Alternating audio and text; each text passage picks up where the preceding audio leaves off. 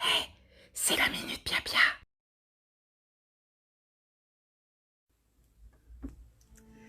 Hello, hello, hello, bonjour, bienvenue à la Minute Pia Pia. Salutations mes magnifiques, étincelantes, remarquables créatures célestes. C'est Félicité. Je suis ravie de vous retrouver pour cette Minute Pia Pia aujourd'hui où on va discuter des anges, gardiens, guides, etc. C'est un sujet qui m'a été demandé depuis un moment et j'ai mis du temps avant d'aborder ça parce que je n'ai pas tout à fait les mêmes ressentis que beaucoup de gens par rapport à ça. Et je suis quelqu'un qui essaie d'être très prudente parce que je vais vous expliquer pourquoi, tout simplement. Alors d'abord, ange. Ange, le mot à l'origine veut dire messager parce que dans les textes anciens, la Torah, l'Ancien Testament, on parle des personnes, messagers de Dieu, qui sont intervenus pour annoncer des événements, préparer des gens ou simplement repérer, comme dans le cas de Sodome et Gomorrhe, quand l'Éternel décide de détruire ses créations, les anges disent « il y a certainement quand même des raisons de sauver cette humanité » et essayent de trouver dans cette ville-là au moins une personne digne d'être sauvée. Les messagers débarquent, ce sont des anges. Les messagers qui ont annoncé la naissance de Jésus, la venue de Jésus. Les messagers qui ont annoncé à Sarah qu'elle mettrait au monde un enfant alors qu'elle avait largement dépassé l'âge de pouvoir être mère, etc., etc. Bref, la Bible est truffée de ces messagers que sont les anges.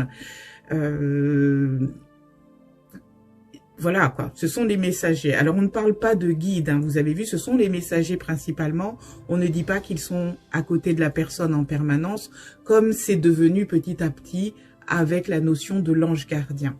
C'est surtout de ça en fait que les gens ont voulu que je parle. Donc effectivement, nous avons ces personnages dont on parle dans la Bible qui prennent une apparence totalement humaine. La chose qui les différencie du reste des humains, c'est qu'ils s'annoncent et se prononcent comme venant de Dieu, comme étant des envoyés de Dieu. Donc ce sont non seulement des messagers, mais en plus des envoyés du divin, c'est-à-dire des êtres qui finalement viennent de l'autre dimension et qui prennent une apparence humaine de façon à ce que nous, en tant qu'humains, puissions communiquer avec eux et comprendre le message. Le messager aussi, l'envoyé de Dieu, choisit toujours une personne qui a été spécifiquement destinée à recevoir les messages. Elle l'est parce que tout se passe de façon vibratoire. Et ce qui émane de cette personne-là fait que du point de vue en fait divin, on sait que le message non seulement il sera reçu, mais il sera diffusé et que c'est une personne qui est capable d'être entendue par les autres et de pouvoir donc diffuser son message à travers le reste de l'humanité, ce qu'ont été les grands patriarches dont on a parlé, et puis certaines femmes qui ont été tues par l'Église, mais qui étaient là aussi. Je vous rappelle qu'un messager est apparu devant le tombeau du Christ, pour dire à ces femmes-là, mais pourquoi vous pleurez, il n'est plus là. Voilà, donc c'était encore un ange. Donc il y a toujours cette notion d'intervention, d'être envoyé par l'Éternel quand on se trouve dans des situations de perdition où on a besoin en tout cas d'être orienté. Et vous avez vu que dans le cas de la Bible, cette orientation transforme l'histoire de tout un peuple. Donc il y a quelque chose de beaucoup plus presque dramatique là-dedans. Mais en même temps, je vous rappelle que la Bible et l'Ancien Testament ont été écrits par des hommes pour être transmis à des hommes. Donc là-dessus aussi, je suis prudente. Nous n'avons pas encore de livres qui ont été écrits par des anges directement. C'est toujours passé par des humains. Donc restons prudents, toujours dans notre façon d'interpréter les choses. Cependant, il y a une chose sur laquelle je veux attirer votre attention, c'est que dans ces récits-là, à aucun moment on vous dit qu'ils ont des ailes. Sauf la fois où ils apparaissent pour Jacob, lorsqu'il voit apparaître ce véhicule qu'il ne comprend pas, puisque à cette époque-là, on ne connaît pas les avions, les fusées, les machins, les trucs. Il voit apparaître un véhicule lumineux avec des feux étincelants qui de partout. il a certainement vu apparaître des créatures que nous, on saurait décrire maintenant si on les voyait. Il les a décrits avec ces mots, mais à aucun moment il ne vous parle d'ange, d'elle. Hein. Je tiens à dire ça. Vous voyez que dans les anges qui apparaissent dans ces anciens textes, on ne vous parle pas d'elle. Mais il y a une exception faite pour les séraphins. Les séraphins sont des créatures célestes décrites comme ayant 3 paires d'ailes. Alors, elles aussi, elles apparaissent dans un récit de la Bible où on explique qu'il y a une paire qui cache le visage, une qui est étendue comme ça et une qui est plus basse en bas. Ce sont vécus comme des ailes, mais si vous lisez bien la description, vous verrez que ce sont plutôt, moi je pense, des filaments de lumière. En fait, c'était certainement du courant énergétique, etc., qui n'étaient pas traduisibles avec les mots dont ils disposaient à l'époque. Ce sont des personnes qui arrivent avec des auras très particulières, et ça devait bouger autour. Donc c'était vécu comme des ailes, parce que c'est comme ça qu'on pouvait traduire les choses. Pourquoi je dis ça ? Parce que vous voyez bien que dans les peintures qu'on connaît et la façon dont nous évoquons les anges maintenant depuis plusieurs siècles, nous leur donnons des ailes. Alors pourquoi des ailes aux anges ? Tout simplement parce que ce sont des créatures célestes, c'est-à-dire qui viennent du ciel. Dans l'explication à l'époque de ce qui pouvait venir du ciel, il fallait lui mettre des ailes. Comme je dis, ils connaissaient pas les avions, ils connaissaient pas les satellites, ils connaissaient pas, il y a encore plein de choses que nous ne connaissons pas non plus, pardon. Et donc, pour eux, quelqu'un qui vient du désert, c'est forcément quelqu'un qui a des ailes. C'est un être céleste, donc il a des ailes. C'est tout, cherchez pas plus loin. Alors, pourquoi je vous dis ça? Tout simplement parce que les êtres dont je vais parler, les anges, n'ont pas d'ailes.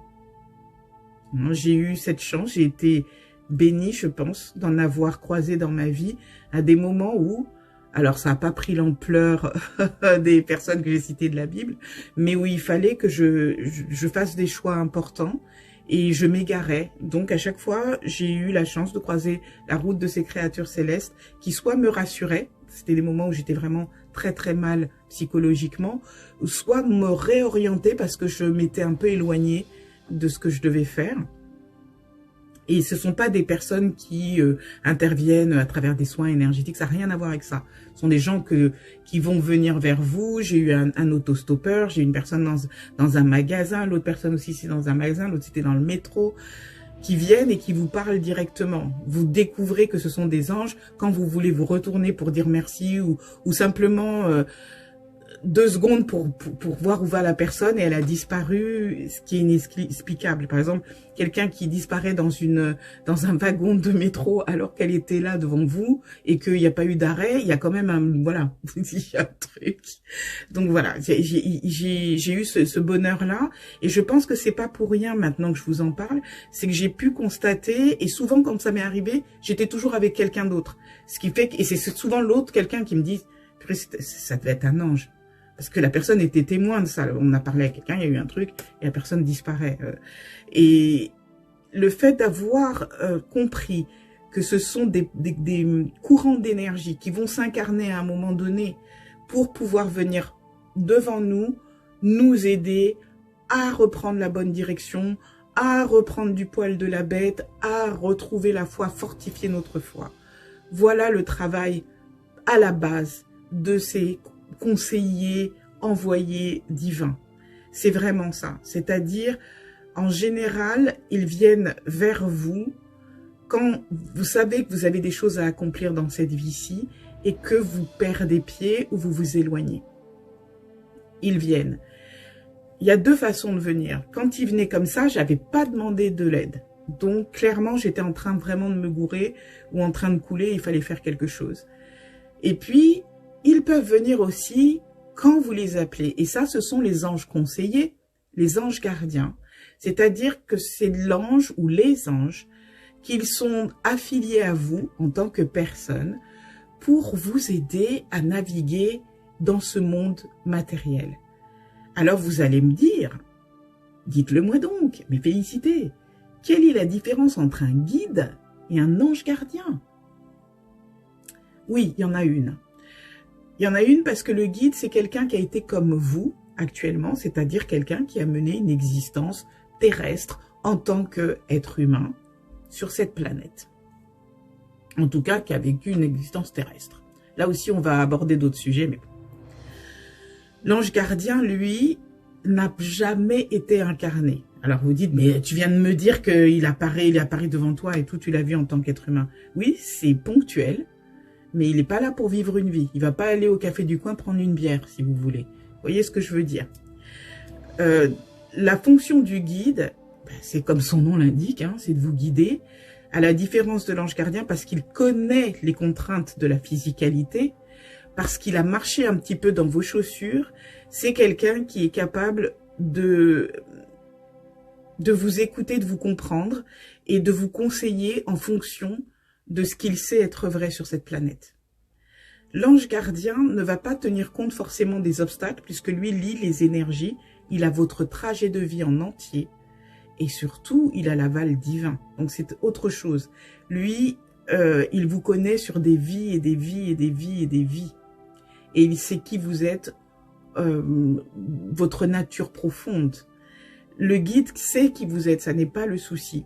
Mais sa capacité est plus limitée que celle de l'ange. Parce qu'il est là pour vous accompagner dans cette existence. Celle-là, en tant que l'être incarné que vous êtes dans cette vie.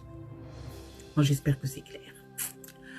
Alors, maintenant que cela est dit, oui, il y a plusieurs catégories d'anges. Je ne vais pas m'amuser à les énumérer parce qu'il y en a vraiment beaucoup. Certains ont créé si vous le voulez, il y a des livres qui parlent de ça, qui vous parlent des différentes qualifications et statuts des anges, en mettant souvent au-dessus les séraphins, hein, qui sont les anges qui sont très en haut dans la hiérarchie des anges. Je reste très prudente là-dessus parce que pour moi, l'idée de hiérarchie, quand on parle du royaume divin, me rappelle beaucoup trop le système humain. Et je doute, connaissant l'amour et la bienveillance de l'Éternel, que tout soit forcément comme ça, à ce point-là, hiérarchisé. On a l'impression qu'on se retrouve dans l'administration, quoi. Et donc j'ai du mal avec ça. Je pense que c'est dans des classifications qui ont permis aux humains, eux, de contrôler en quelque sorte quelque chose qu'ils ne contrôlent pas et qu'ils ne comprennent pas tout à fait. Je vais vous dire ce que j'en pense, mais ça n'est que mon avis. S'il vous plaît, respectez-le. Je ne suis pas une savante en la matière, mais je pense honnêtement que les anges et messagers prennent l'aspect de ce qui nous convient le mieux. Et si effectivement vous êtes quelqu'un qui croit en ce système hiérarchique, c'est ce qu'il sera pour vous et ça n'est pas une mauvaise chose. Mais si vous êtes quelqu'un qui n'y croit pas, ça ne sera pas pour vous et ça n'est pas non plus une mauvaise chose. La chose que m'ont fait comprendre ces créatures, ces êtres magnifiques, c'est qu'ils s'adaptent à notre niveau de compréhension et de perception des choses. Donc, à chaque fois que quelqu'un vous dit qu'il a compris ça sur un ange et qu'il répond à telle couleur et tel machin et tel truc, c'était valable pour cette personne. Parce que c'est son système de valeurs, c'est sa façon d'interpréter les choses. Et le système, si vous voulez, les anges et les guides autour de lui se sont conformés à ça de façon à ce qu'ils puissent comprendre ou elles puissent comprendre les messages qui lui sont envoyés ou qui lui parviennent. Et je pense que pour chaque personne, il y a autant d'interprétations possibles qu'il y a d'êtres sur cette planète qui se connectent à ces intelligences infinies et magnifiques qui veillent sur notre bien-être. Vous le voyez aussi dans les populations dites primaires, que ce soit les Bushmen en Afrique du Sud, les aborigènes, les natifs amérindiens, les Inuits dans le nord, etc. Je parle les pygmées. Je parle des populations qui ne se sont pas occidentalisées au point où nous sommes. Hein. Nous sommes là sur YouTube, la plupart. Ils ont aussi cette notion des visiteurs et des envoyés, etc. C'est simplement pas de la même manière. Donc, restons humbles. Rappelons-nous que l'Éternel est tellement magnifique que chaque chose qu'il fait, c'est pour parler à nos cœurs. Et il va le faire avec les systèmes qui nous conviennent le mieux. Donc, s'il vous plaît, ne vous contraignez à rien. S'il y a une chose que la spiritualité doit être pour chacun d'entre nous, c'est la plus grande, la plus profonde des libertés, parce qu'elle est fondée sur l'amour et le respect de tout être vivant sur cette planète et dans l'univers. Voilà. Donc, nous sommes passés. Le côté théorique, si ça vous intéresse, il y a milliers de livres sur les anges. Je ne vais pas en recommander un en particulier. Maintenant, vous savez où je me situe par rapport à ça. Par contre, je sais que la deuxième partie pour vous est importante parce que ce que vous voulez savoir, c'est oui, bon d'accord, j'ai appris tout ça, mais comment on fait pour contacter ou entrer en relation avec son ange conseiller, avec son ange gardien? Est-ce que j'en ai un seul? Est-ce que j'en ai plusieurs? Etc., etc. Il n'y a pas à tortiller. Honnêtement, il n'y a pas à tortiller, il faut méditer. Moi, j'aime beaucoup méditer. Et je sais que pour beaucoup de gens, c'est « Oh mon Dieu, méditation, quelle horreur !» Il faut méditer. Il faut méditer parce que nous sommes comme des sacs poubelles pleins de choses tous les jours. Et les mauvaises nouvelles, et les collègues qui font ci, et la famille qui fait ça, et l'enfant qui a fait ça, et le voisin qui a fait ça, et la télé qui n'y a, et la machine à laver qui marche plus, et j'ai mal aux pieds, et j'ai ci, et j'ai ça, il faut payer ci. Bam, bam, bam, bam, bam. On est plein tout le temps, rabord, rabord, rabord. Donc la première chose que fait la méditation, c'est vider le disque dur. Vider la poubelle. Quelle poubelle? Je vous ai parlé du conduit qu'on a qui passe par ici, hein, le sommet du crâne, descend à l'intérieur, passe le long de la colonne vertébrale et descend sur un point qui se situe entre l'anus et les organes génitaux. Juste là, c'est le chakra racine. Ce conduit-là doit être vraiment limpide. Donc, lorsque vous méditez, c'est pour libérer les canaux. Libérer les canaux, c'est ça que je veux dire. Alors, quels canaux? Il s'agit des points d'énergie que les gens appellent chakras, les portes d'énergie. Ça peut avoir plein de noms différents. Un chakra, c'est le nom indien, mais ça a d'autres noms dans d'autres civilisations. Ne nous arrêtons pas aux étiquettes, toujours la même chose. Mais c'est vrai que c'est situé pratiquement le long de la colonne vertébrale, ce qui est beaucoup plus facile à situer. Donc, imaginez vraiment quelque chose qui passe de là jusqu'au point que je vous ai dit et qui descend vers le sol, alors que là, ça monte tout là-haut. Lorsque vous allez vous mettre en méditation, je ne demande pas que vous fassiez des choses particulières, mais là, pour vraiment entrer en contact avec ces énergies, cette entité particulière, ça demande un travail. C'est 20 minutes par jour. Vous vous mettez dans un endroit au calme. Tenez-vous droit. Toujours la même chose, hein, pour que ce canal-là soit bien et soit dégagé, il faut qu'il soit droit, vous n'allez pas être comme ça. Ne vous allongez pas, parce que vous allez vous endormir. Alors que là, c'est quelque chose qui se fait de façon consciente. Donc, restez assis ou assis par terre ou assis sur une chaise ou un fauteuil. Vous vous tenez droit. Les mains, vous les posez paumes en l'air comme ça sur vos cuisses. N'essayez pas de faire ces trucs-là, etc. Parce que quand on commence une méditation, faire ça, ça vous demande de penser à ce que vous faites. Ça va bouffer de l'énergie. Soyez le plus relax possible. C'est vraiment important. Et vous allez respirer. Imaginez une vague à la mer. Vous inspirez comme la vague monte.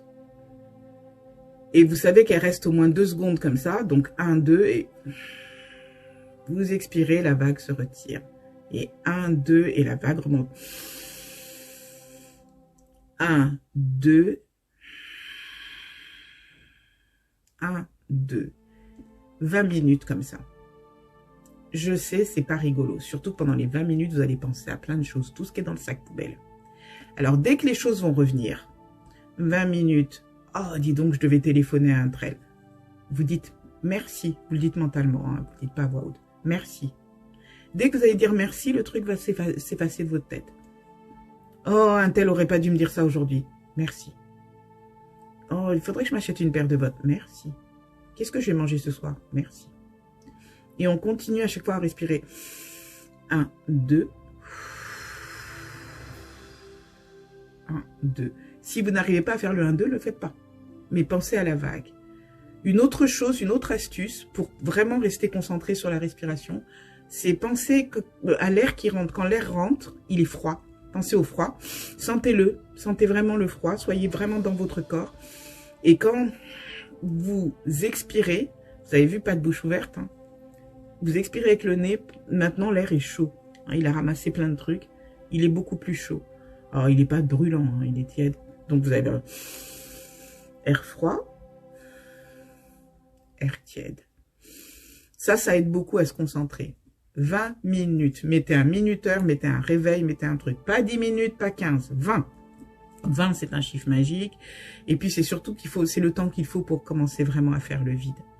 Alors, combien de fois vous allez faire ça? Non, l'ange, il va pas se pointer, à moins que vous soyez vraiment particulier, il va pas se pointer le premier jour.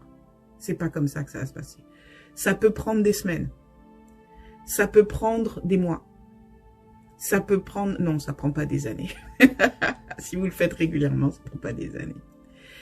Et au bout d'un moment, ce qui se passe, c'est que vous commencez à ne plus sentir votre corps. Vous continuez à sentir la tête, la respiration, mais vous ne sentez plus le corps. C'est comme si vous étiez dilué. Et vous entrez dans ce truc-là. Et après, la respiration se fait naturellement. Vous n'y pensez même plus. Et au fur et à mesure, vous allez avoir des sensations qui vont être différentes. Je ne peux parler que des miennes. Sachez que les vôtres seront différentes. Celle de ne pas sentir le corps, ça, on a tout ça. Parce qu'au bout d'un moment, vous entrez en... Comment dire? Vous embrassez l'énergie divine. Vous entrez, vous disparaissez dans cette énergie. Et elle disparaît en vous. Il n'y a plus de limite. C'est pour ça que vous sentez plus votre corps. Vous êtes baigné dans ça. Et pour quelqu'un comme moi, ce que je ressens, c'est beaucoup de lumière. Après, il y a vraiment... il n'y a plus de frontière entre la lumière à l'extérieur et la lumière à l'intérieur. J'ai les yeux fermés et tout est lumineux. Et c'est souvent là que se passent des choses. C'est-à-dire qu'à ce moment-là, soit quelque chose vient et m'enveloppe d'amour, etc. Et j'entends, sans entendre des messages, je comprends, je vois des images, on me montre des choses. Je sais ce que je vais faire, ou pas, ou etc., etc. Ou ça peut être que carrément on prend possession, c'est arrivé deux fois de moi pour parler à quelqu'un. Et je ne savais pas ce que j'étais en train de dire, mais ça a été utile à la personne. L'ange était passé par moi, les canaux étaient libres pour qu'il puisse s'adresser à une personne qui en avait besoin.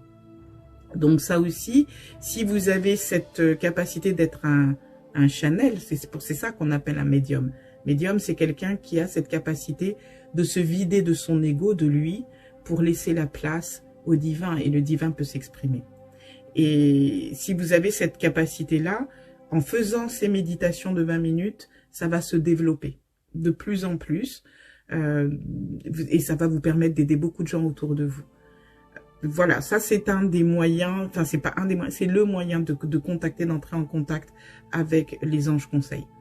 Vous allez, parce que, bon, ah oui, parce que en fait en faisant ça, vous transformez votre niveau vibratoire. Alors pour contacter des gens comme des séraphins ou des archanges, donc c'est-à-dire ces anges qui ont des égrégores extrêmement puissants, c'est-à-dire des cristallisations énergiques sur notre planète qui sont énormes. Michael, c'est énorme. Hein, le nombre de peintures, de livres, de trucs à écrire sur lui, c'est fou. C'est un égrégore magistral. Il faut savoir que le niveau vibratoire est très très élevé. Pour contenir une créature telle que Michael, il faut être dans une excellente santé et très fort, parce que ça, c'est puissant, ça peut vous terrasser, ça peut brûler quelqu'un. Hein, ce sont des énergies très très très très très élevées. Clairement, je vous ai dit, je l'ai vu, j'ai eu le loisir de le voir derrière moi, si on peut dire, mais je n'ai jamais pu entrer en contact énergétique avec. Les 2 fois où j'ai failli le faire, je suis tombée dans les pommes. Ça allait très loin. La toute première fois, j'ai cru que j'allais mourir. Et je sais que c'est parce que je n'étais pas préparée. C'est pour ça que je vous dis, ça prend le temps. Je ne cherche plus à faire ça.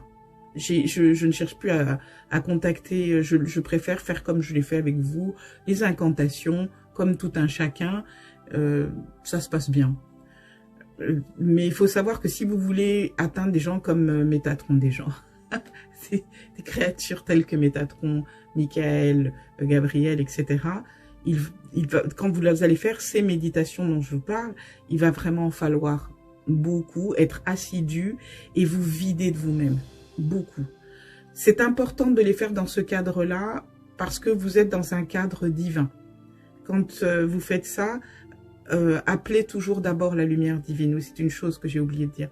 Appelez la lumière divine. Demandez vraiment à être protégé.